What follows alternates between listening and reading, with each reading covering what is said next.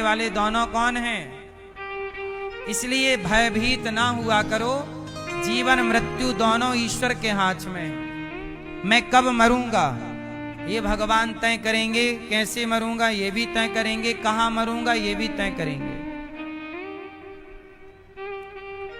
ठीक है, इसलिए निश्चिंत होकर प्रभु की शरण में रहो।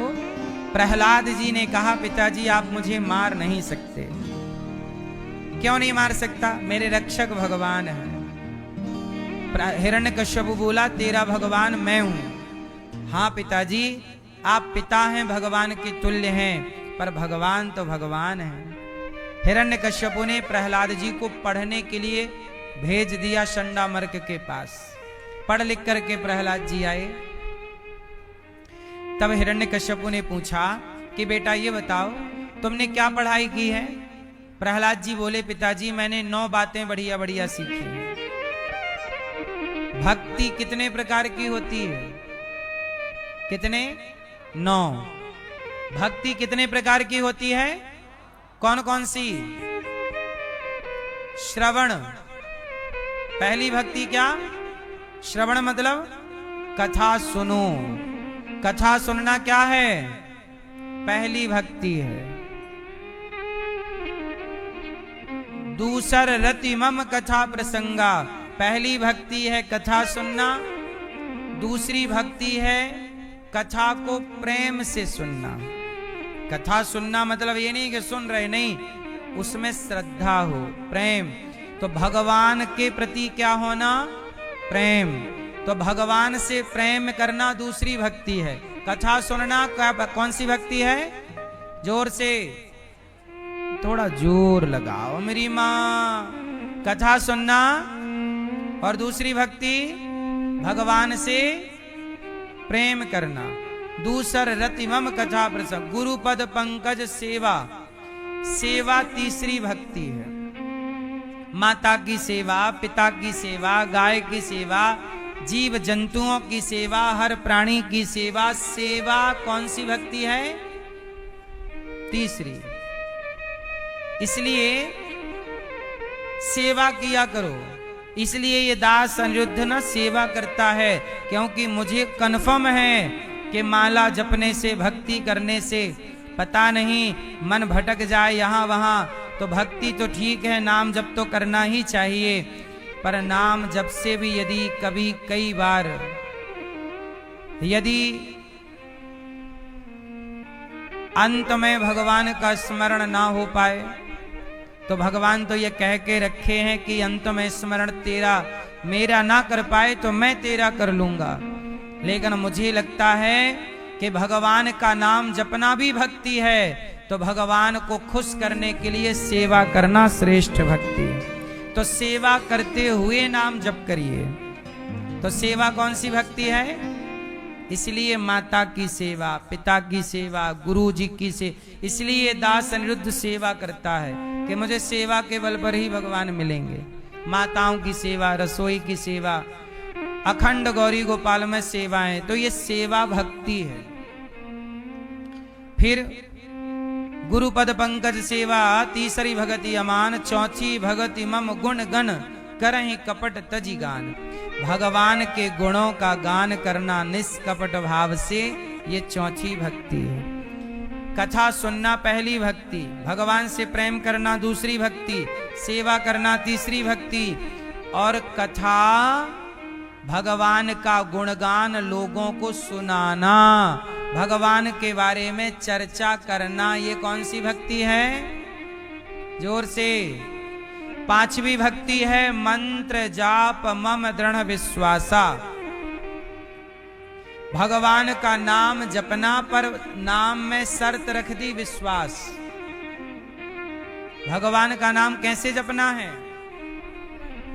मैया जा रही हो मेरी माँ, लाल पीली हरी गुलाबी सब मैया जा रही हो, टाटा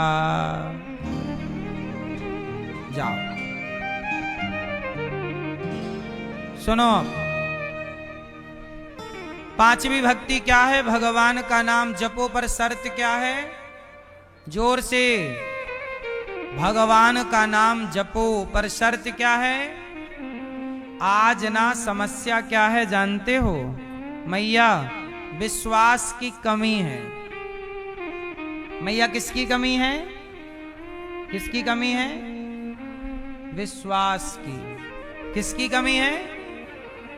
तो भगवान का नाम जपो, पर भगवान पर पूरा क्या रखो? भरोसा, विश्वास। तो भगवान का नाम जपो विश्वास से। पांचवी भक्ति, सठ दम शील विरत बहु कर्मा, निरत निरंतर सज्जन धर्मा। सज्जन होना, हम क्या बने? जोर से, हम क्या बने? हम क्या बने? हम क्या बने? हमारे अंदर सज्जनता आए। हम क्या बने? सज्जन। आपकी सरलता, सज्जनता, यह भी छठवीं भक्ति है। इसलिए सज्जन होना चाहिए। लोग नहीं कहते वो व्यक्ति बहुत सज्जन है, ये भी छठवीं भक्ति है। सातव सम मोहि मैं जग देखा। सातवीं भक्ति क्या है? सब में भगवान का दर्शन करना। भगवान का वास कहाँ है? जोर से, कहाँ मैया? सब में। मैया भगवान कहाँ है? सब में। तो आप में से कितने लोग भगवान को सब में देख पाते हैं? भगवान को कहाँ देखना है? जोर से, हाँ, सब में ईश्वर का दर्शन। सब में मेरे प्रभु ही समाये हैं। क्यों? कुत्ते में कौन है? हैं? भगवान है? भैया कुत्ते में कौन है? चींटी में कौन है? भैया आप बताओ। गधे में कौन है? भगवान है या नहीं? चश्मा वाले भैया सिद्ध करो, सिद्ध करिए कुत्ते में कैसे भगवान है। आप सिद्ध करो जरा, बताओ। कुत्ते में भगवान है, चलो मान लिया, सिद्ध करो कैसे है? नहीं तो जब सिद्ध कर नहीं पाओगे तो कैसे मान लोगे कि भगवान है? ये कोई रट्टू तोता थोड़ी हम रटवा रहे हैं आपको। सनातन प्रैक्टिकल है। आप लोग प्रैक्टिकल समझ नहीं पाते तो लोग कहते हैं तुम तो ऐसी बात कर रहे हो बिना लॉजिक के। कुत्ते में भगवान है, सिद्ध करो। कैसे करोगे? आप सिद्ध करेंगे? कुत्ते में कैसे माने भगवान है? सिद्ध करिए। अच्छा आप में भगवान है? आप में? अच्छा बच्चे में भगवान है? हाँ ना, क्या है? सिद्ध करो कैसे है? हैं? भगवान का रूप है, ये तो कोई बात नहीं हुई। सिद्ध करना। आप बता पीली मैया, कुत्ते में भगवान होते हैं, बच्चे में भगवान होते हैं, सिद्ध करो कैसे भगवान? कुत्ते में कैसे हैं भगवान? हाँ, जैसे कुत्ते के अंदर भी आत्मा है, बच्चे के अंदर भी आत्मा है, चींटी के अंदर भी आत्मा है, और वो आत्मा परमात्मा का रूप है। तो वह आत्मा के रूप में परमात्मा सबके भीतर समाये हैं। अब प्रश्न खड़ा है कि अब बताओ इस पत्ते में भगवान है कि नहीं? जोर से, हे मैया बोलो मेरी माँ। तुम्हें प्रैक्टिकल समझा रहे हैं। पत्ते में भगवान है कि नहीं? कुत्ता बिल्ली में तो चलो आत्मा के रूप में बोल दिए, अब पत्ते में तो आत्मा नहीं है। अब इसमें सिद्ध करो कैसे भगवान है। आप सिद्ध करो जैसे।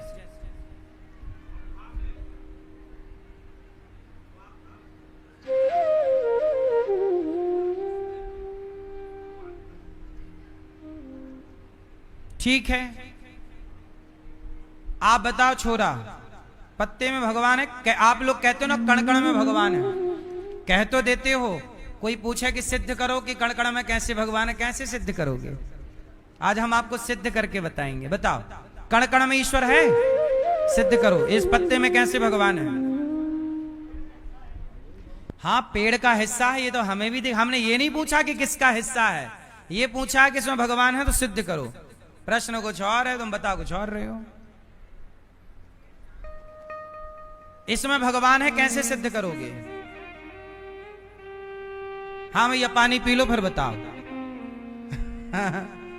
तो पानी पी लो मैया, पी लो, पूरा पानी पियो,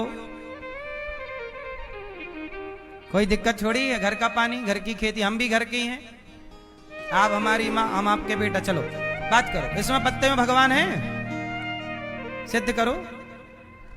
हैं? चांद, चांद, चंदू के चाचा ने चंदू की चाची को चांदनी रात में चांदी की चम्मच में चटनी चटाई, वही वाला चांद? हाँ? हाँ।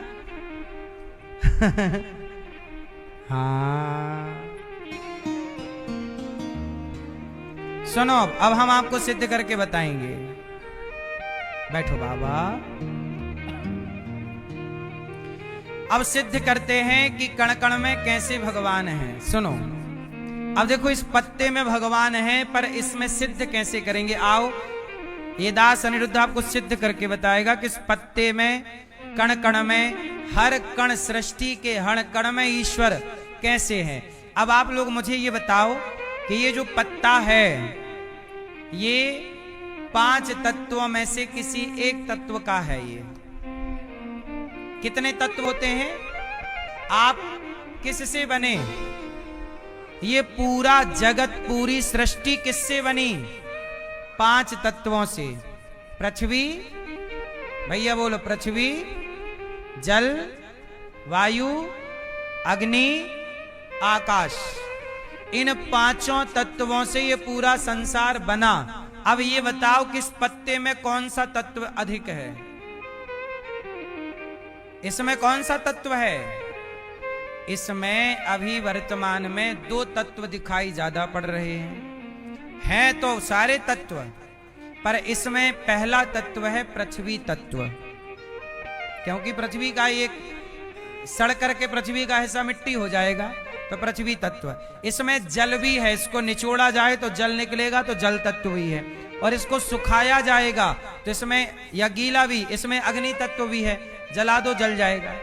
तो अग्नि तत्व भी इसमें है, जल तत्व भी इसमें है, और पृथ्वी तत्व तो विशेष है ही। वायु तत्व है बिल्कुल, हवा में उड़ रहा है, और आकाश तत्व है ही इसमें। 5 तत्व, पूरी सृष्टि किससे बनी है? 5 तत्वों में एक चीज समझ लीजिए कि किसी एक में कोई एक तत्व प्रधान होता है। जैसे आपके शरीर में बताइए कौन सा तत्व प्रधान है? आप भी 5 चीजों से बने हैं, बताइए आपके शरीर में कौन सा तत्व अधिक मात्रा में है? फास्ट, आपके शरीर में कौन सा तत्व अधिक मात्रा में है? जोर से, जोर से, जोर से। आपके शरीर में पृथ्वी तत्व अधिक मात्रा में है। कैसे? आपकी चमड़ी पृथ्वी तत्व है, आपकी हड्डी पृथ्वी तत्व है। ये शरीर की रचना है जिसमें जल की मात्रा अधिक है। शरीर की रचना में कौन सी मात्रा अधिक है? जल की। जल की मात्रा अधिक है, ये बात सत्य है, परंतु आप पूरे शरीर का जब वजन करेंगे तो हड्डी का वजन ज्यादा है, शरीर में चमड़ी, चमड़े का वजन ज्यादा है, और ये सब पृथ्वी तत्व है। ये कौन सा तत्व है? ये कौन सा तत्व है? हड्डी कौन सा तत्व है? पृथ्वी तत्व है। तो आपका शरीर 5 तत्व का तो है, पर 5 तत्व में भी कोई कोई चीज किसी एक तत्व की अधिकता लेकर आती है। एक तत्व की क्या होगी? किसी चीज में जल की अधिकता, किसी में पृथ्वी की अधिकता, किसी में अग्नि की अधिकता, किसी में आकाश की अधिकता है। चलो अब आप समझ गए, तो अब सुनो, ये पूरा संसार 5 तत्व से बना है। तो एक बार फिर से बोल लीजिए, बोलो भगवान। जोर से भगवान भगवान। अब भगवान को जोड़ते हैं। बोलो भा, बोलो भा। भा मतलब भूमि, गा मतलब गगन, वा मतलब वायु, आ की मात्रा मतलब अग्नि और ना मतलब नीर। भगवान, भगवान।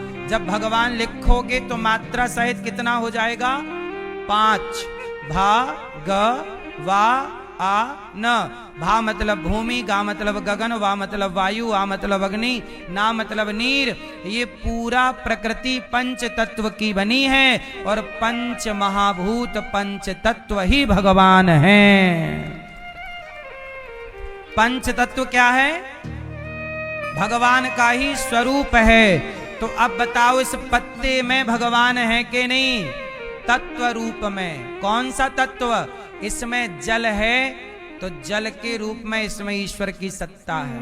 यदि इसमें पृथ्वी तत्व है तो पृथ्वी के रूप में ये, क्योंकि पंच तत्व का तो बना है, कोई एक तत्व प्रधान इसमें हो सकता है।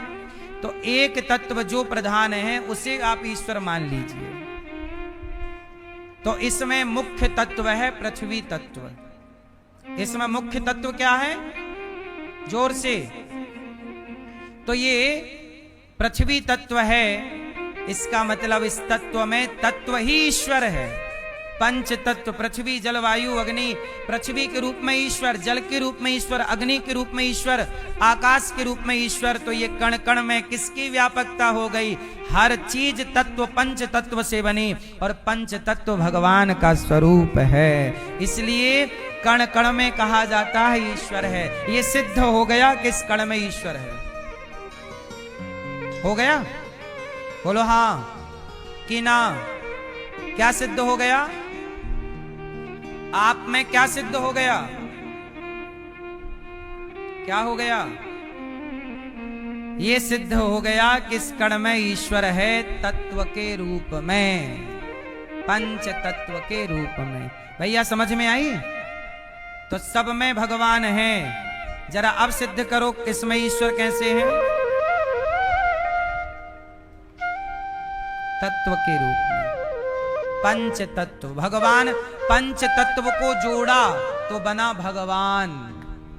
भूमि आकाश अग्नि सबको प्लस कर दिया, जोड़ दिया तो क्या बन गया? भूमि भाग वा आ न भगवान। ठीक है? भगवान किसे कहते हैं? अब प्रश्न करता हूं ताकि आपको जल्दी समझ आ जाए। चलो बताओ, ए पीले भैया, भगवान किसे कहते हैं? किसे कहते हैं? नहीं मालूम? अभी तो बताएं। बताओ भैया, भगवान किसे कहते हैं? फिर भूल गए। लाल मैया, भगवान किसे कहते हैं? पंच तत्व के समूह को भगवान कहते हैं। फिर से मेरे संग दोहराओ। मतलब पंच तत्व को ही जब जोड़ दिया जाएगा, पांचों का एक एक अक्षर निकाल लो। भूमि का भा निकाल लो, गगन का गा निकाल लो, वायु का वा निकाल लो, अग्नि का आ निकाल लो, नीर मतलब पानी, नीर का ना निकाल लो, तो जोड़ दो, क्या बन गया? तो पंच तत्व के रूप में ये पूरी प्रकृति के रूप में भगवान क्या है? भगवान किसे कहते हैं? पंच महाभूत को ही भगवान कहते हैं। पंच तत्व के रूप में भगवान की ही व्यापकता है। उदाहरण से समझो, ये क्या है? उत्तर दो, ये क्या है? जोर से, थोड़ा जोर लगाओ मेरी माँ। मैं आपको प्रैक्टिकल जब तक आपकी समझ में नहीं आएगा मैं समझाता रहूंगा, एक के बाद दूसरा तीसरा चौथा उदाहरण, जब तक तुम्हारी खोपड़ी में घुसेगा नहीं, ताकि घर जाओ पूछे कोई कि क्या सुन के आए तो कह सको ये सुन के आए। नहीं 3 घंटे बैठे लोग कहें क्या सुन के आए, बोले कुछ नहीं हम समझ में आया, तो हमारा नाम खराब और करोगे कि 3 घंटे फिर काय के लिए गए थे। ये क्या है? जोर से, थोड़ा और, क्या है? अंगूठी। आप कह रहे हो ये अंगूठी है, पर ये अंगूठी नहीं है, ये गोल्ड है, सोना। इससे सोना हटा दिया जाए तो अंगूठी बचेगी ही नहीं। सत्ता अंगूठी की नहीं है, सत्ता किसकी है? सोने की।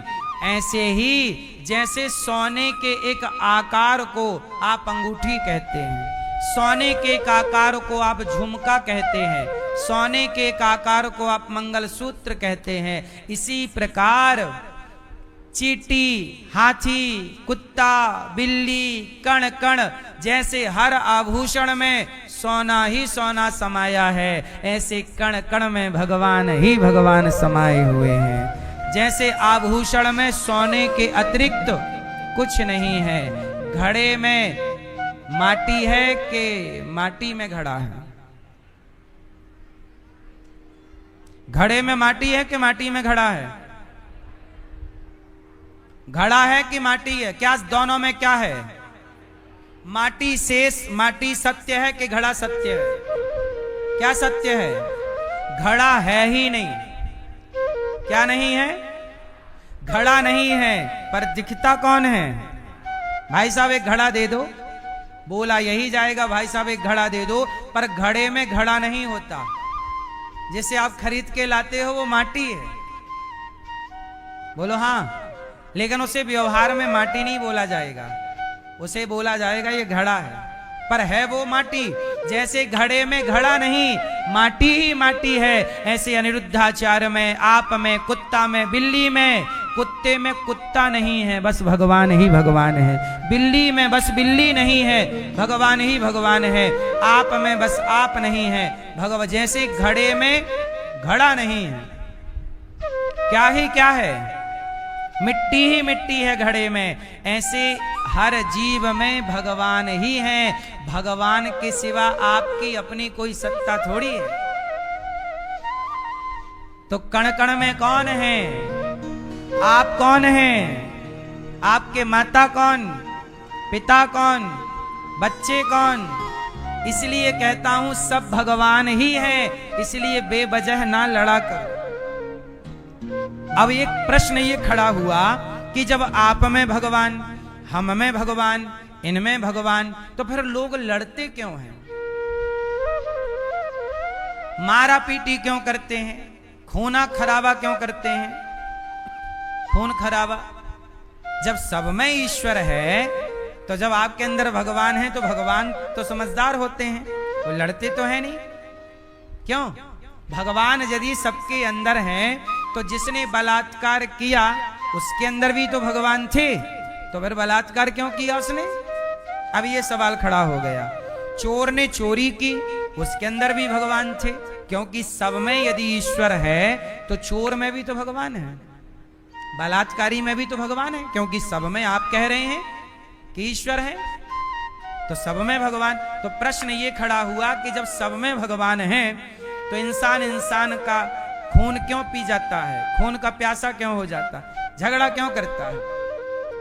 कौन उत्तर देगा इसका? मैया आप उत्तर देंगे? चश्मा वाले भैया, सब में भगवान है, बोलो हाँ, तो फिर लोग लड़ते क्यों हैं? भगवान तो लड़ते नहीं है। फास्ट क्यों लोग लड़ते हैं? क्यों गलत काम करते हैं जब सब में भगवान है? तो उत्तर दो, उत्तर सुनो, अब उत्तर सुनो। सब में ईश्वर हैं तो लड़ाई झगड़ा इसलिए क्योंकि ईश्वर आपके अंदर तो हैं, पर आपके ऊपर माया का पर्दा पड़ा हुआ है। किसका पर्दा है? जोर से, जोर से, जोर से। इसी माया के पर्दे के कारण आप क्या कहते हो? आपका नाम क्या है? क्या? चेतन, निरंजन। ये भैया आपका नाम क्या है? दीपक, जेपी। आपका नाम क्या है? रोहित। आपका नाम है? गोरेलाल है? बूढ़ेलाल हैं, कुड़ीराम, उड़ीराम हैं, ठीक है। राम, सुनो, अब ये बताओ, आपने कहा मेरा नाम रोहित है, मेरा नाम ये है, मेरा नाम वो, ठीक है। अब ये बताओ, आप कह रहे हो मेरा नाम रोहित है, मेरा नाम अभिषेक है, मेरा नाम राहुल है, गीता है, सविता है।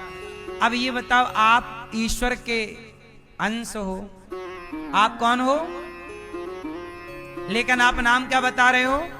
हाँ, निरंजन। जबकि ये निरंजन क्यों बोल रहे हैं? ये क्यों नहीं बोल सकते कि मैं ईश्वर का अंश हूं? जबकि आप ईश्वर के अंश हैं, ये बात सत्य है। आप निरंजन हैं, ये बात सत्य नहीं है। व्यवहार में तो यही सत्य है कि ये निरंजन है। आधार कार्ड, पैन कार्ड में तो निरंजन है, पर ईश्वर के आधार पैन में ये निरंजन नहीं है। क्यों?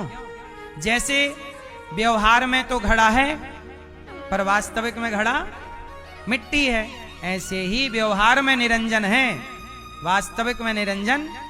आप निरंजन अपने आप को कह रहे हो, हम अनिरुद्धाचार्य अपने आप को कह रहे हैं। ये क्यों कह रहे हैं? जबकि हम सब ईश्वर के अंश हैं। क्यों कह रहे हैं? क्योंकि हम सब पर माया का पर्दा पड़ा है, और इसी माया के पर्दे के कारण लोग आपस में झगड़ा करते हैं, क्योंकि अपने वास्तविक रूप को भूल चुके हैं। मैं ईश्वर का अंश हूं। माया का पर्दा पड़ जाने के कारण ये ज्ञान नष्ट हो गया कि मैं ईश्वर का हूं, और जब ये ज्ञान नष्ट हो गया तो आपस में झगड़ा विवाद चालू हो गया। और जिस दिन वो अज्ञान मर जाता है, मैं वाला, मेरा वाला, तब वास्तविक ज्ञान जागता है और माया का पर्दा हटता है। तब दिखता है कि वाह, मैं कौन हूं, और तब वह व्यक्ति आत्म तत्व हो जाता है, ईश्वर में विलीन हो जाता है, और वह परम पिता परमात्मा को पा लेता है। इसी का नाम है आत्मज्ञान। इस ज्ञान तक पहुंचना करोड़ों में कोई 2-4 पहुंच पाते हैं। तो ये है माया का पर। जैसे कभी तालाब में देखा होगा, आपके गांव नगर में तालाब है?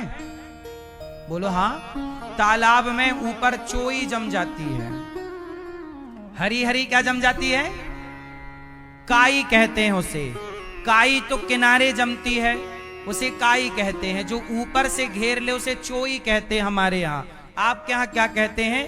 काई समझ लो। चलो अच्छा, काई मैया पूरे तालाब में ऐसी पट जाती है कि पानी को ढक देती है। बोलो हाँ।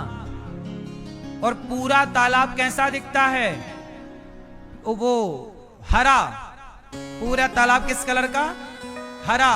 और उसमें जरा पत्थर मारो तो उस जगह से वो चोई काई हट जाती है और निर्मल पानी दिखने लगता है। और थोड़ी देर बाद फिर वो सट जाती है और पानी फिर लोप हो जाता है। बोलो हाँ। जैसे तालाब में पानी तो है, पर पानी को किसने ढका है? चोई ने, काई ने। उसी तरह आप ईश्वर के अंश तो हैं, पर आपके इस ज्ञान को माया की काई ने, चोई ने ढक रखा है। और जरा गुरुजी ज्ञान का कंकड़ मारते हैं, ज्ञान का पत्थर मारते हैं, तो वो ज्ञान प्रकट हो जाता। अरे मैं ईश्वर का। लेकिन जैसे ही घर गए, घर जाते जाते गुरुजी का ज्ञान बह गया और फिर चोई ने ढक लिया। ये मैया पीली सो गई। ये देखना देखना, मैया सो जाओ मेरी माँ। सुनो, इसलिए गुरु क्या करते हैं? इसलिए कहता हूं कि उस चोई को हटाना पड़ेगा। क्या हटाना पड़ेगा? उस काई को हटाना पड़ेगा। उस काई को जब हटाएंगे तो वो काई हटेगी और निर्मल पानी मिल जाएगा।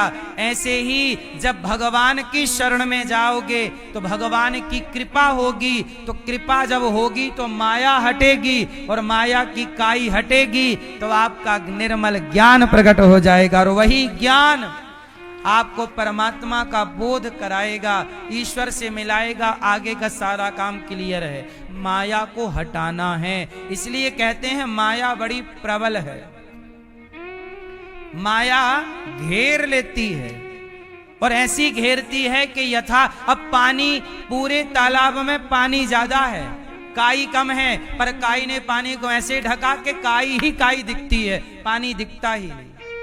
जीवन में अज्ञान ही अज्ञान दिखता है, ज्ञान दिखता ही नहीं, क्योंकि माया ने ढक रखा है। इसलिए तो कहा असतो मां सदगमय तमसो मां ज्योतिर्गमय, कि हम जब गुरु की शरण में जाते हैं तो गुरु वो काई वो हटाते हैं और दिव्य आपको यथार्थ बोध कराते हैं कि तुम कौन हो। और जब आपको यथार्थ बोध होता है कि मैं ईश्वर का अंश हूं, ईश्वर अंश जीव अविनाशी, तब जाकर के व्यक्ति ईश्वर की ओर बढ़ता है और आत्म कल्याण कर लेता है। इसलिए गुरु चाहिए, सत्संग चाहिए, जो वो काई को हटा सके। समझ आई कि नहीं? तो आप लोग जो गलत काम करते हैं, आप तो ईश्वर का स्वरूप हैं, पर गलत क्यों करते हैं? क्योंकि आप पर पर्दा पड़ा है माया का, इसलिए आप गलत करते हैं। तो आप गलत नहीं करते, वो माया आपसे गलत कराती है। इसलिए माया किस पर प्रभावी नहीं है? जो भगवान की शरण में है। इसलिए प्रहलाद जी कह रहे हैं कि छठवीं भक्ति है सरलता, सब में भगवान को देखना। सातवीं भक्ति आठव जथा लाभ संतोषा, जितना ईश्वर दे दें उसमें संतुष्ट रहना, ये आठवीं। संतोष कौन सी भक्ति है? कौन सी? संतोष। ईश्वर ने जितना दिया, आप कितना कमाते हो? आप कितना कमाते हो? भैया सफेद शर्ट वाले, पीछे वाले भैया, आप कितना कमाते हो? हाँ, पीछे वाले भैया सफेद शर्ट, आपने सफेद शर्ट पहन रखी, पीछे वाले भैया, हाँ ये सुन रहा है ना तू,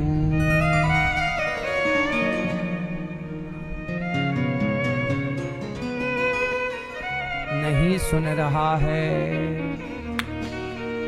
तो सुनो। सुन रहे हो? क्या प्रश्न किया मैंने?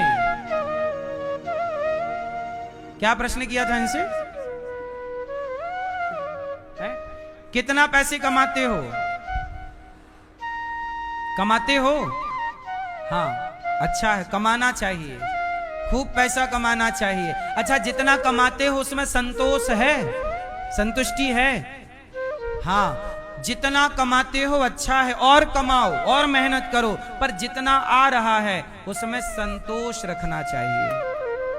यदि संतोष है तो वो पैसा सुख देता है, और यदि संतोष नहीं है तो पैसा कितना भी हो वो दुख ही देगा, चिड़चिड़ापन ही पैदा करेगा, झगड़ा पैदा करेगा, सुख नहीं देगा। पैसे में सुख कब है? जब पैसे में संतुष्टि हो। पत्नी में सुख कब है? जब पत्नी से संतुष्टि हो।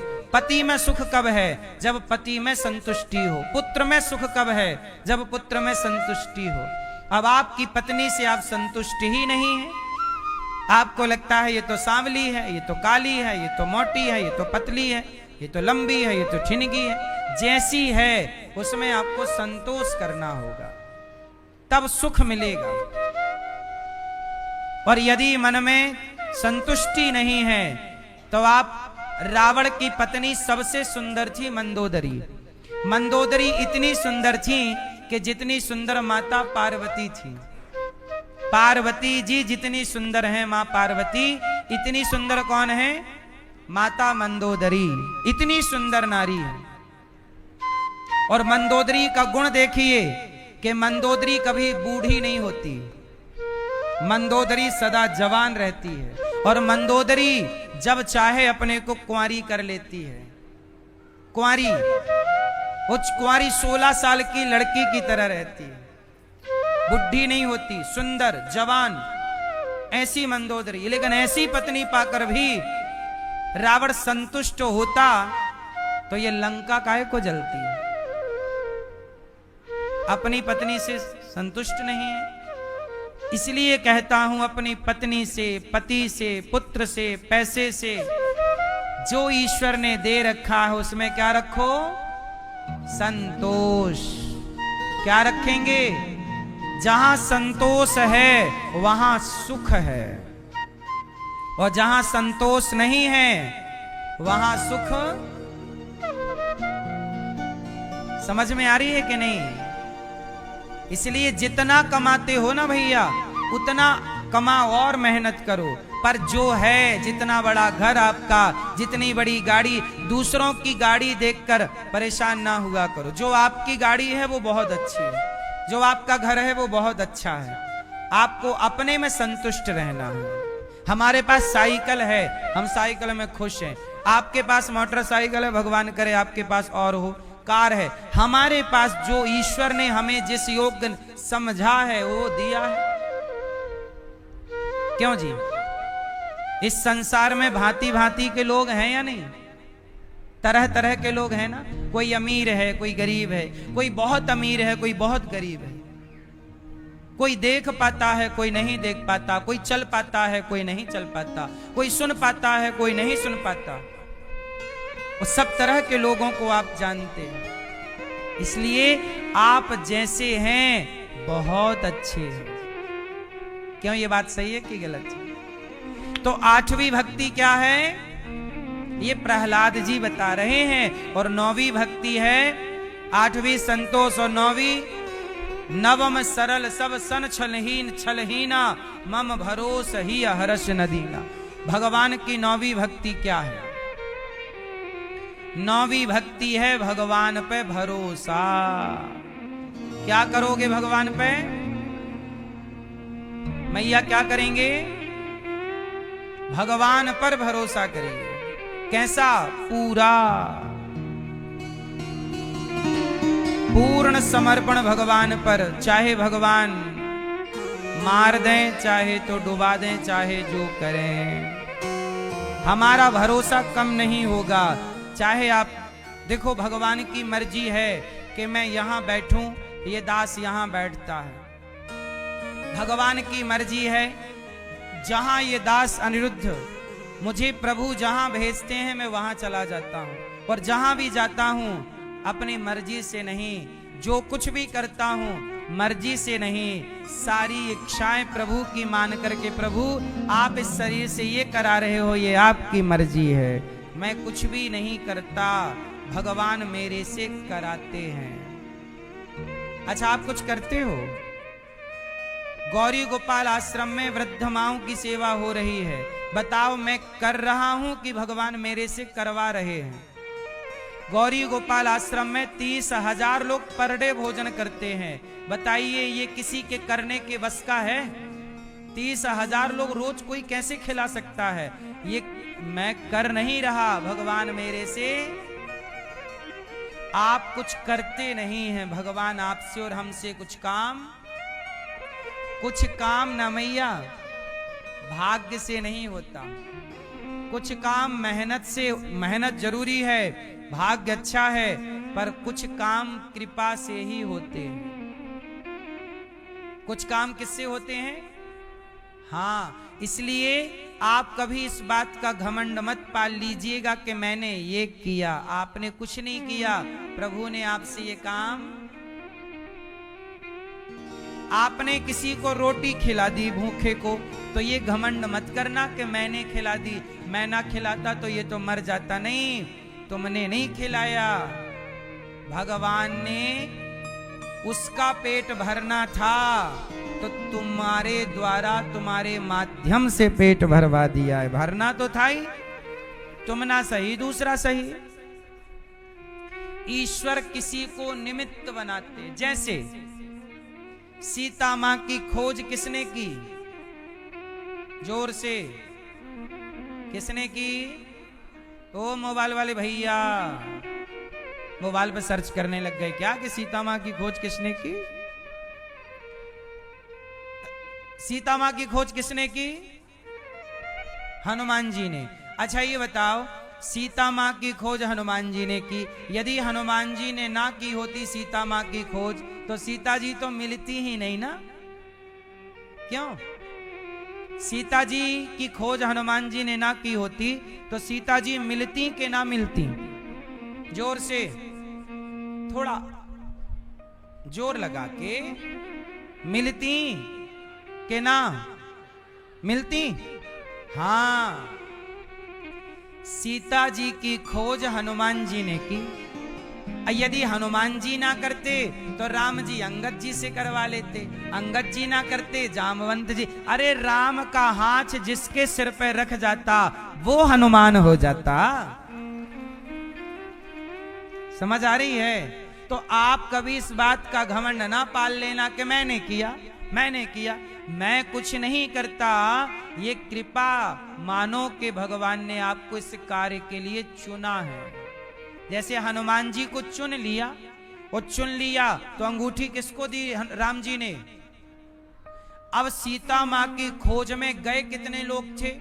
गए तो जामवंत जी भी थे, गए तो अंगद जी भी थे, गए तो नलनील भी थे, गए हनुमान जी भी थे, पर सबको अंगूठी दे के नहीं भेजा राम ने। अंगूठी किसे दी? है ना? इसका मतलब राम जी ये काम हनुमान जी से ही करवाना चाहते थे कि तुम सीता जी का, वरना अंगूठी अंगद को भी दे सकते थे तो अंगद ढूंढ के ले आते, जामवंत जी को दे देते, जामवंत जी ले आते। इसका मतलब हनुमान जी को इसलिए दिया कि प्रभु ये काम का श्रेय किसे देना चाहते हैं? जोर से, प्रभु अपने सेवा का, कार्य का श्रेय भक्त को प्रदान करते हैं। तो ये श्रेय किसको मिला? हनुमान जी को। इसलिए हनुमान जी कभी अभिमान नहीं करते कि मैंने किया। हनुमान जी जानते हैं कि प्रभु ने करवाया है। आप लोग भूल जाते हो कि प्रभु ने करवाया, इसलिए बात बात पे 4 पैसा पाके घमंड करने लग जाते हो, कॉलर खड़ी करने लग जाते हो। आप भूल जाते हो कि प्रभु ने करवाया है, जबकि हनुमान जी ये याद रखते हैं किसने करवाया? प्रभु ने करवाया। किससे? हनुमान जी। अब जैसे उदाहरण देख लो, वो लक्ष्मण जी को शक्ति लग गई, प्राण निकल रहे हैं और संजीवनी लानी है, तो संजीवनी हनुमान जी ना लाते तो लक्ष्मण जी तो मर जाते। मर जाते कि नहीं? बोलो हाँ या ना। नहीं मरते। हनुमान जी ना लाते कोई और लाता, लाता जरूर। इतनी सी बात आपकी समझ में आ जाए। कई बार आप कहते हो मैंने किया, नहीं, ईश्वर को थैंक यू बोलो कि उन्होंने तुमसे कराया, वरना ये काम भगवान किसी और से भी। भगवान ने तुम्हें सरपंच बना दिया, मुख्यमंत्री बना दिया, प्रधानमंत्री बना दिया, तो ये मत कहो कि मेरी योग्यता से मैं बन गया, मैं कलेक्टर हो गई, मैं आईएएस हो गई, मैं आईपीएस हो गई, मैं बिजनेसमैन हो गई, मैं हो गया, ये हो गया। ये मत कहो कि मैं हो गया, हो गई। भगवान ने आपको चुना है इस कार्य के लिए। अब वहां रह के आपको ठीक ठीक काम करने हैं। आप नहीं हुए, भगवान ने आपको इस कार्य के लिए चुना है। तो प्रहलाद जी ने जब नवदा भक्ति सुनाई तो हिरण्यकश्यपु ने उठाकर पटक दिया। होलिका को बुलाया, बहन जला दो इस प्रहलाद को। होलिका जलाने लग गई, स्वयं होलिका जल गई, पर प्रहलाद का बाल भी ना जला। जिसकी रक्षा भगवान करें उसे कोई मार नहीं सकता। इसलिए कहता हूं भगवान पे पूरा भरोसा रखना चाहिए कि भगवान के भरोसे से सृष्टि चल रही है। प्रहलाद जी पढ़ने गए, पढ़कर आए। हिरण्यकश्यपु ने कहा कहाँ है तेरा भगवान? प्रहलाद जी ने कहा पिताजी कहाँ नहीं है। तो बोला इस खंबे पर है। हाँ, जो खंबे पर प्रहार किया खंबा टूट गया, भगवान नरसिंह प्रकट हो गए। बोलिए नरसिंह भगवान की। नरसिंह भगवान प्रकट हुए, हिरण्यकश्यपु को गोद में लिटाया और छाती फाड़ डाली। हिरण्यकश्यपु बोला मैं नहीं मरूंगा। भगवान बोले काहे नहीं मरेगा? बोले ना दिन के मरूं ना रात को मरूं। भगवान बोले ना दिन है ना रात, संध्या का टाइम अब तो मरेगा। बोले ना अस्त्र से मरूं ना शस्त्र से। भगवान बोले ये नाखून मैंने फैशन में नहीं बढ़ाए, तेरे लिए बढ़ाए, अब तो मरेगा। बोला अभी भी नहीं मरूंगा, 12 महीने में किसी महीने नहीं मरूं, ना चैत्र ना वैशाख ना जेठ ना आषाढ़ ना सावन ना भादो। देखो ये हिरण्यकश्यपु है ना, ये ठीक से मरना नहीं चाहता। तो भगवान बोले यार मर जा आराम से, काहे इतने टेंशन पाल रहा है। बोला मैं नहीं मरूंगा, 12 महीने किसी महीने नहीं मरूं। भगवान बोले तेरे लिए मैंने 13वां महीना डिजाइन करवाया है, अब तो मरेगा, पुरुषोत्तम महीना। बोला अभी भी नहीं मरूंगा। बोले ना ऊपर मरूं ना नीचे। भगवान बोले गोद में काहे के लिए लेटा रखा है तुझे, ना ये ऊपर है ना नीचे। बोले ना अंदर मरूं ना बाहर मरूं। भगवान बोले देहरी, ना अंदर है ना द्वार, अब तो मरेगा। बोला अभी भी नहीं मरूंगा। बोले ब्रह्मा के बनाए किसी व्यक्ति से नहीं मरूंगा। भगवान बोले ब्रह्मा मुझे नहीं बनाते, मैं ब्रह्मा को बनाता हूं, अब बोल। अब उसके सारे वरदान हो गए बम। सारे वरदान क्या हो गए? सारे वरदान खत्म। जितने मांगे थे अपनी होशियारी से खत्म। अब भगवान ने नाखून से उसकी छाती में प्रहार किया और छाती फाड़ दी, आंतों की माला बनाकर धारण कर ली। कितना भी होशियार बन जाओ, ये हिरण्यकश्यपु कितना होशियार था। काहे ब्रह्मा जी से क्या वरदान मांगा? ना दिन को मरूं, ना रात को मरूं, ना अस्त्र से मरूं, ना शस्त्र से मरूं, ना आकाश से मरूं, ना यहां तक कि 12 महीने में किसी महीने नहीं मरूं। और सुनो ब्रह्मा जी, आपके बनाए किसी व्यक्ति से नहीं मरूं। अब तो हो गया अमर, पर भगवान फिर भी मौत लेके आ गए। बोलो हाँ। और आप लोग क्या चमनप्राश खाने लग गए, तो आपको लगता मरेंगे नहीं, कितना भी खाओ चमनप्राश, 2-2 चम्मच आप खा रहे हैं चमनप्राश। हिरण्यकश्यपु वरदान मांग के नहीं बच पाया, तुम्हारा चमनप्राश तुम्हें बचा लेगा। इसलिए शांति से अपना मर जाया करो टाइम टू टाइम। जब मौत आए बिना रोए गाए शांति से भगवान का नाम लेके मरो। हिरण्यकश्यपु की तरह नाटक मत किया करो मरने में, नहीं मरेंगे। काहे नहीं मरोगे? तुम्हारे बाप दादे सब नहीं मर गए।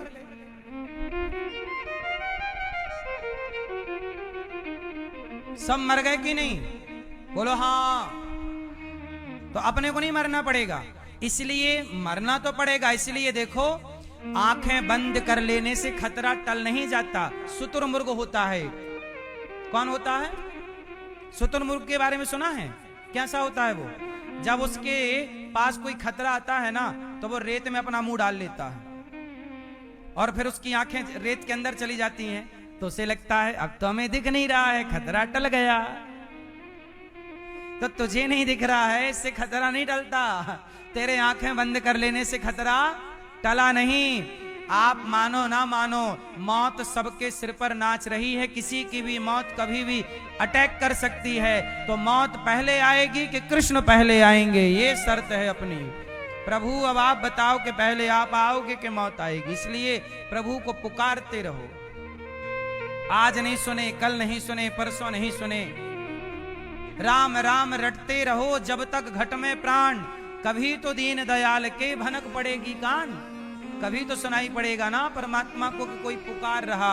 इसलिए राम, श्रीमन नारायण, श्री कृष्ण, राधे कृष्ण नाम जप करते रहो, पुकारते रहो। आज नहीं तो कल प्रभु सुनेंगे जरूर। इसलिए लापरवाही नहीं, भगवान नाम का आश्रय ले लो। काम करो, पैसे कमाओ, पर चिंतन श्री कृष्ण का, श्री कृष्ण। अब हिरण्यकश्यपु का उद्धार हो गया। प्रहलाद जी बड़े बड़े देवता देवी स्तुति करने आए, लक्ष्मी जी आए डर के, भगवान नरसिंह का रूप देख के सब भाग गए। प्रहलाद जी आए और चरण पकड़कर बोले प्रभु अपना क्रोध शांत करिए, सबको डर लग रहा है। तब प्रहलाद जी को उठाकर भगवान ने गोद में बिठाया और जैसे गैया बछड़े को चाटती है, ऐसे भगवान नरसिंह प्रहलाद जी को चाटने लग गए। क्योंकि शेर का सिर है ना, शेर है तो शेर में शेर भी, शेरनी भी तो बच्चे को चाटती है। तो शेर हैं तो भगवान प्रहलाद जी को वैसे ही चाट रहे हैं जैसे गैया बछड़े को चाट चाट के प्यार करती है। गैया चाटती है, क्या करती है? वो अपने बच्चे को प्यार करती है। ये गाय का प्यार करने का एक तरीका होता है। ऐसे ही जैसे गाय चाट चाट के प्यार करती है बछड़े को, ऐसे भगवान भी प्रहलाद जी को चाट रहे हैं, चाट रहे हैं। प्रहलाद जी के सिर पे हाथ घुमा रहे हैं। बार बार प्रहलाद, छोटे 5 साल के बच्चे हैं ना, और नरसिंह भगवान भगवान हैं, बार बार प्रहलाद को गले लगा रहे हैं। फिर जंघा पे बिठाए, फिर प्रहलाद जी को टुकुर टुकुर भगवान देखें, बेटा प्रहलाद, तुम्हारे पिता ने तुम्हें बहुत कष्ट दिया, पर तुमने हर कष्ट में मेरा विश्वास नहीं छोड़ा, इसलिए तुम्हारे विश्वास को सत्य करने के लिए मैं खंबे से आया हूं तुम्हारे लिए प्रकट होकर, और नरसिंह बन करके आ गए। क्यों आए? क्योंकि मेरे भक्त का वचन मिथ्या नहीं होना चाहिए। प्रहलाद जी बार बार भगवान के गले लग रहे, बार बार प्रहलाद जी को भगवान नरसिंह चुम्बन कर रहे हैं, जैसे माँ बेटे के गालों को बार बार चूमती है, बाल बच्चे के माथे को बार बार चूमती है, ऐसे भगवान नरसिंह प्रहलाद जी के माथे का चुम्बन कर रहे। भक्त है ना, लाडला भक्त, 5 साल का, बार बार लाड़ गले लगा लेते हैं, फिर बिठा लेते, फिर गले लगाते, फिर बिठालते, ऐसे भगवान नरसिंह प्रहलाद जी को प्यार कर रहे हैं। प्रहलाद जी ने कहा, प्रभु ब्रह्मादयः सुरगणा मुनयोथ सिद्धा सत्वैकतान मतयो वचसाम प्रवाहैः नाराधितुं पुरुगुणैरधुनापि विप्रो किं तोष्टुमर्हति समे हरिरुग्र जाते। आपकी स्तुति बड़े बड़े ब्रह्मा जी ने की, बड़े बड़े दिक्पाल, बड़े बड़े देवताओं ने की, मैं क्या जानूं आपके बारे में प्रभु, मैं तो बस आपका हूं। हे नाथ, मैं आपको कभी भूलूं नहीं, बस इतनी कृपा कर लीजिए कि नाथ मैं आपका स्मरण करता रहूं। भगवान नरसिंह बोले, प्रहलाद बेटा कुछ वरदान मांग लो मेरे से। प्रहलाद जी बोले, प्रभु कभी कुछ मांगने की इच्छा ना हो ऐसा वरदान दीजिए। मेरे अंदर कभी कुछ मांगने की क्या ना हो, निष्कामता। क्या मांगा प्रहलाद जी ने? मैं निष्काम हो जाऊं, मेरे अंदर कोई, देखो भगवान से कुछ मांगना नहीं चाहिए। अब आप कहो तो भगवान से नहीं मांगे तो किससे मांगे? अरे भगवान पे भरोसा रखो, मांगने की जरूरत क्यों पड़ेगी? छोटा बच्चा तुमसे कुछ मांगता है क्या कि माँ दूध पिलाओ, माँ कंबल उड़ाओ, माँ पानी पिलाओ? छोटा बच्चा माँ से मांगता नहीं है कुछ, बिना मांगे माँ समझ जाती है कि बच्चे को क्या चाहिए। ऐसे जब तुम माँ हो, तुम समझ जाती हो कि तुम्हारे बच्चे को क्या चाहिए, तो क्या भगवान नहीं समझेंगे कि मेरे भक्त को क्या चाहिए? तुम भक्ति तो करो, तुम प्रेम तो करो, वो बिना मांगे है ना। सुदामा जी ने क्या श्री कृष्ण से कुछ मांगा? उत्तर दो मैया। कुछ मांगा? नहीं मांगा तो भगवान ने तो ना दिया होगा। उत्तर दो। दिया? सुदामा जी ने कुछ नहीं मांगा, पर भगवान ने सब कुछ दिया। जब बिना मांगे सुदामा जी को मिला तो तुम सब्र रखो ना, तुम भगवान से प्रेम तो करो। सुदामा जी ने लिया नहीं, मुट्ठी भर चावल दिए। तुम भी देना सीखो। तुम्हें ईश्वर ना दें तो कहना, तुम्हें लेना तो है। हे भगवान ये दे दो, ये दे दो। भरोसा रखिए, भगवान का चिंतन करिए, और जो प्रभु दे दें, मैं ये नहीं कहता कि मुझे ये दे दो, जो प्रभु दे रहे हैं वो मेरे लिए बेहतर है। मैं डिसाइड नहीं करता कि मुझे ये चाहिए, प्रभु आप डिसाइड करिए जो मेरे लिए अच्छा हो, और जो अच्छा बुरा जो आपको देना है आप दीजिए। मैं आपकी हर मर्जी में खुश हूं, मेरी अपनी कोई शिकायत नहीं है। ये दास अनिरुद्ध, मैं जब बचपन छोटा था तो मैं गांव में घर घर जाके भीख मांगा करता था। जब भिक्षा मांग कर लाता तब हमारी माँ रोटी बनाती। बारिश का पानी होता तो हमारे घर के सारे बर्तन बिजी रहा करते। यहाँ टपक रहा है तो यहाँ गिलास रख दी, वहाँ टपक रहा है तो तपेली गंजी रख दी, वहाँ टपक रहा है तो ये रख दिया। पूरे बर्तन बिजी थे। घर में पानी पूरा अंदर ही आता। ऐसी व्यवस्थाओं में भी अपना बचपन भिक्षा मांग कर जो मिल जाए खा पी के भोग लगा कर खाना। तब भी हमें कोई शिकायत नहीं थी भगवान से कि भगवान तुमने खाने को रोटी तक ना दी।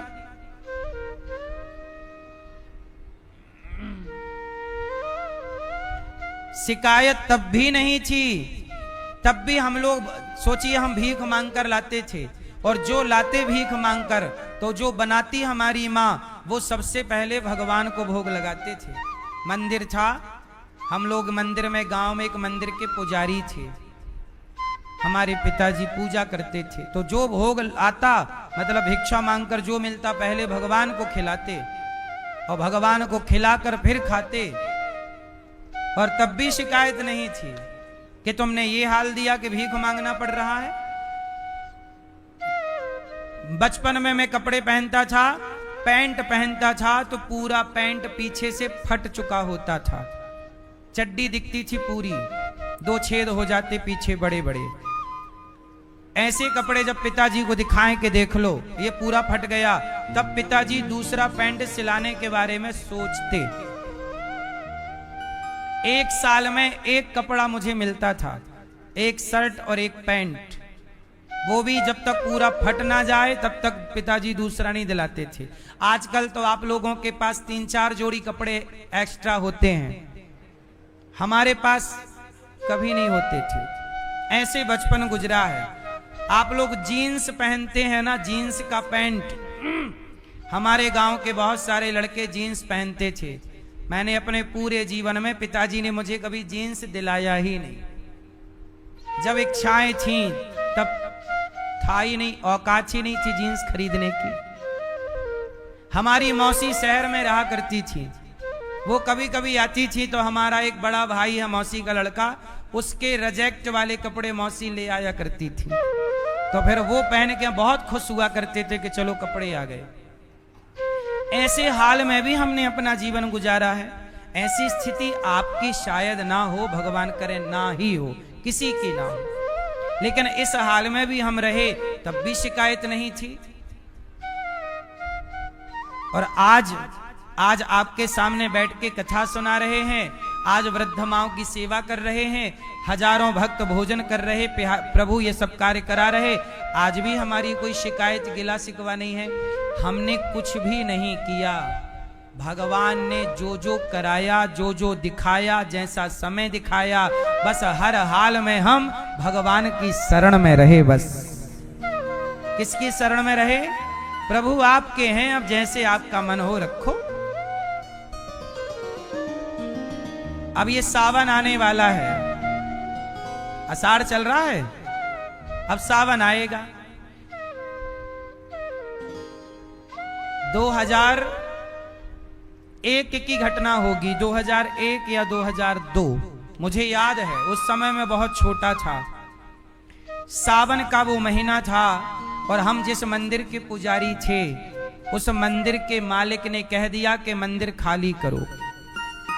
पिताजी ने कहा कि बारिश निकल जाने दीजिए, कार्तिक के बाद हम कहीं शिफ्ट हो जाएंगे, क्योंकि अभी तो बारिश है, कहाँ जाएंगे, घर तो था नहीं। तो मंदिर के मालिक ने हम लोगों का सामान, उस समय तो मैं बच्चा था, पूरा सामान मंदिर से निकाल के सड़क पर फेंक दिया था। सोचिए, बारिश थी, हल्की हल्की रिमझिम बारिश चल रही थी, सावन का महीना था, और सामान बाहर फेंक दिया, और सामान बाहर सड़क पे पड़ा, और ये कंफर्म नहीं कि जाना कहां है, घर है ही नहीं। पिताजी के पास रहने का कोई भी घर नहीं था। अब सामान, आप सोचिए कि आपका सामान सड़क में पड़ा है और अभी तक आपका घर नहीं है, अब कहां जाओगे? तब उस हाल को भी हमने देखा है कि जब रहने के घर नहीं, खाने को ठीक से रोटी नहीं, पहनने को कपड़े नहीं, सामान ले लेके दूसरे के आंगन में, दूसरे की परछी बोलते हैं गांव में, उनकी परछी अर्थात दूसरे के स्थान पे कुछ समय रहे कि आप जगह दे दो। फिर धीरे धीरे पिताजी ने, सरकारी पैसा मिलता था, इंदिरा आवास योजना, घर बनाने का पैसा मिलता था, वो पैसा पिताजी को मिला, फिर छोटा सा घर बनाया, कच्चा सा, फिर उसमें रहे। आज भी हम लोग, वही घर है, आज भी गांव में वही घर में, कोरोना काल में भी मैं उसी घर में था, अभी भी जाता हूं तो वहीं रहता हूं, आज भी वो घर है, बड़े भैया वहीं रहते हैं। हर परिस्थिति को देखा है, सहा है, लेकिन शिकायत नहीं कि प्रभु से नाराजगी। मेरे प्रभु की जो मर्जी थी, अच्छा था, ना पिताजी नाराज हुए ना माँ। इतना कुछ हुआ, रहने को घर नहीं, खाने को रोटी, फिर भी हमारे पिताजी पूजा करते थे, कोई शिकायत नहीं। आजकल तो आपका काम ना बने तो आप भगवान को गाली देने लग जाते हैं कि भगवान तेरी पूजा की तो मिला क्या? भगवान यदि कठिन समय देते हैं तो शायद आपकी भलाई के लिए। आज समय बुरा है, विश्वास ना तोड़िएगा, ये ईश्वर तुम्हारी परीक्षा ले रहे हैं। आज बुरा है तो कल अच्छा भी आएगा। शिकायत कभी नहीं। ये दास अनिरुद्ध, उसके बाद हम पढ़ने आए 2006 में वृंदावन, पढ़ लिख करके गए, काम किया, आपको कथा सुनाई, आपको अच्छी लगी, आपने सुनी। फिर कोरोना काल आया, एक माँ मेरे पास आई, बेटा मेरे बेटे ने घर से निकाल दिया, मैं कहाँ जाऊं। जब माँ ने कहा कि मैं कहाँ जाऊं, तब मैंने कहा माँ तुम मेरे पास रहो, पर मेरे पास कोई व्यवस्था तो थी नहीं। तब मुझे लगा कि इन माँओं के द्वारा भगवान ये कहना चाहते हैं कि इन माँओं के लिए कुछ काम करो। तब मैंने कमाना स्टार्ट किया और काम किया, कमाया, कमा करके फिर मैंने उन माताओं को रहने के लिए किराए का एक आश्रम लिया। तो किराए के आश्रम में कुछ समय तक हमारी माताएं थीं। फिर ये गौरी गोपाल बना, तो माताओं के लिए बना कि मुझे इन माँओं के लिए। फिर कोरोना काल आया तो लोगों के सिलेंडर खत्म हो गए कोरोना काल में, काम धाम बचा नहीं, सब लॉकडाउन घर के भीतर। तो यहाँ जो वृंदावन में रिक्शे वाले